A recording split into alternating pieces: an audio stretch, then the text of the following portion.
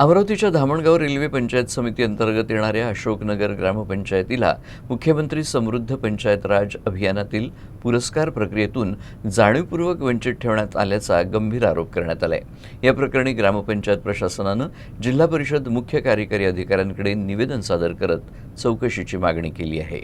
अशोकनगर ग्रामपंचायतच्या प्रशासक सरपंच स्नेहल मनोज कडू यांच्या नेतृत्वात जिल्हा परिषद मुख्य कार्यकारी अधिकाऱ्यांना निवेदन देण्यात आलं। यावेळी ग्रामपंचायतीचे पदाधिकारी, ग्रामस्थ आणि विविध मान्यवर उपस्थित होते। निवेदनात नमूद करण्यात आलं आहे की मुख्यमंत्री समृद्ध पंचायत राज अभियानासाठी अशोकनगर ग्रामपंचायत पात्र असतानाही शासनाच्या पोर्टलवर चुकीची माहिती अपलोड करण्यात आली। तसेच आवश्यक फॉर्मॅट वेळेत सादर न केल्यामुळे ऑनलाईन प्रक्रियेत ग्रामपंचायतीला केवळ 18 गुण मिळाले। मात्र ऑफलाईन मूल्यमापनात ग्रामपंचायतीला एकूण 70 गुण मिळाल्याचा दावा करण्यात आला आहे।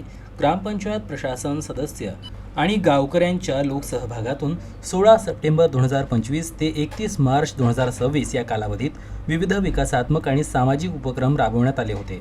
मात्र ग्रामविकास अधिकारी आणि संगणक परिचालकांनी जाणीवपूर्वक चुकीची माहिती भरून ग्रामपंचायतीला पुरस्कार प्रक्रियेतून बाहेर ठेवण्याचा कट रचल्याचा आरोप करण्यात आला। अशोकनगर ग्रामपंचायतीला यापूर्वी संत गाडगेबाबा ग्राम स्वच्छता अभियान, RR आबा पाटील सुंदर गाव पुरस्कार, तंटामुक्त गाव पुरस्कार, पर्यावरण ग्राम समृद्धी पुरस्कार आणि लोकमत सरपंच पुरस्कारांनी गौरविण्यात आले। त्यामुळे गावाची प्रतिमा मलिन करण्यासाठी चुकीची माहिती सादर करण्यात आल्याचा आरोपही करण्यात आला। या संपूर्ण प्रकरणाची सखोल चौकशी करून दोषींवर कठोर प्रशासकीय कारवाई करण्यात यावी अशी मागणी निवेदनातून करण्यात आली असून निवेदनाच्या प्रती मुख्यमंत्री देवेंद्र फडणवीस, पालकमंत्री चंद्रशेखर बावनकुळे आणि आमदार प्रताप अडसळ यांनाही पाठविण्यात आल्या आहेत। बाईट जे त्यांनी नमूद केलेले आहे त्या सगळ्या खोट्या आहेत।